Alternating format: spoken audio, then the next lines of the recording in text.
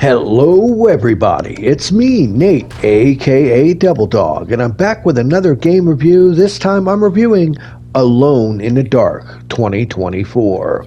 It was published by THQ Nordic and developed by Pieces Interactive and released on March 20th of 2024 for the PlayStation 5, Xbox Series X and S, and PC.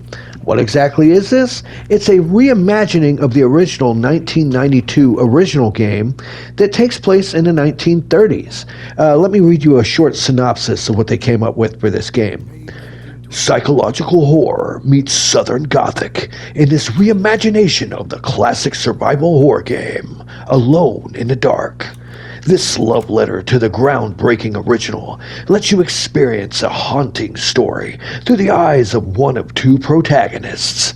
Play as either Edward Carnby or Emily Hartwood and explore your environments, fight monsters, solve puzzles, and uncover the uneasy truth of Decreto Manor. You know, that's not really a bad way to put this game.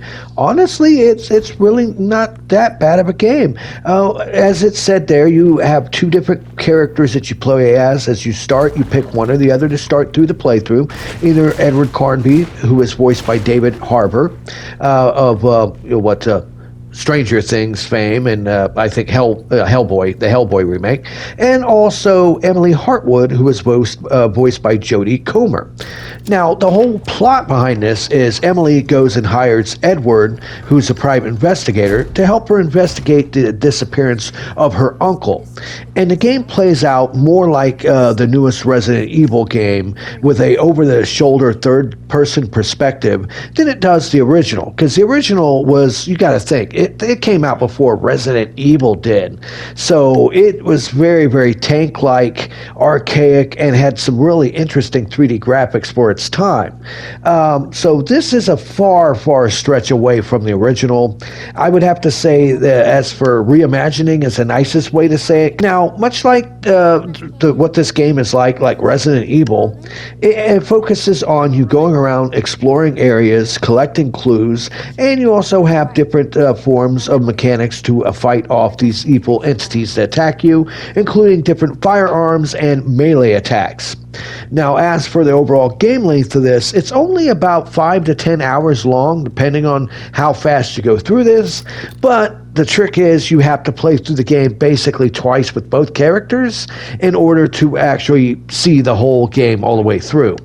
Roughly each character has 5 chapters to go through, and most of the game is the same for each. There is a little bit of differences between certain characters and areas, but I think almost all the puzzles are almost the same for both as well, which makes it to where your second playthrough is a lot quicker and faster because you'll know how to solve the puzzles. A lot of the puzzles require you to go and search in certain areas to get information in order to figure out how to do the puzzle. And once you know what to do, you can pretty much bypass all that and cut the game down pretty quick to like 3 hours for each character if you know what you're doing. Now, along with a game like this, it does have a fair share of collectibles. A total of 159 collectibles are in this game. 45 of them are these items that you pick up that I think they're called leganapes. I might be saying that wrong, but they're items you collect. 56 clues that you find, 30 locks that you get to pick, and 28 different dialogues. And that's the other thing about it, too, is it also has 5 different endings as you go through it. Really, it's kind of odd because there's certain things I have to say about this game. First of all, this is running off of Unreal Engine 5, and I hate to say it, for how long it took to make this game, I understand they're figuring out how to work with Unreal Engine 5, and I guess they weren't quite there with this one, because it looks like a last-gen game. Don't get me wrong, the textures are great, the animation's pretty decent, but it just doesn't come off as actually a game running off of Unreal 5. It's just not that real high-end feel to it. It's still decent. I mean, there's some issues with some lip syncing and stuff like that, but the character models look decent. The levels you go through are really stylized and really interesting to look at as you go through, but it's just not current gen standards in my personal book. Now, there's some good things and bad things I have to say about this game. I'm going to start with some of the bad things. First of all, it's kind of a mediocre game. It's not a terrible game, but it's slow paced, and it's just there's not really anything that really stands out as being above and beyond and leader of the pack sort of scenario with this. It plays decent. The idea behind it is sound, but it's just, I don't know, it just comes off as not really being really anything more than a slight mediocre title. I do have to say, I really do love the consistent puzzles, and there's a lot of puzzles in this, and honestly, they're pretty well done. They really are. Now, when you play through this game, you're supposed to play through as both characters, like I said, and I would have to say Edward's journey is a lot better than Emily's. I thought Emily's kind of sucked. It really was boring. I really didn't care for it. So, if you play this game, I would say play Emily first and get that out of the way, because Edward's is so much better. Now, they do have some different scenes for each character as you go through it. It's still the same basic level designs. There's a couple different spots here and there that each one gets unique areas, but for the most part, you're basically backtracking through the same area again, and slightly different scenes. And as for the fighting mechanics, the weapons suck in this. It really is not that good. Combat is very clunky.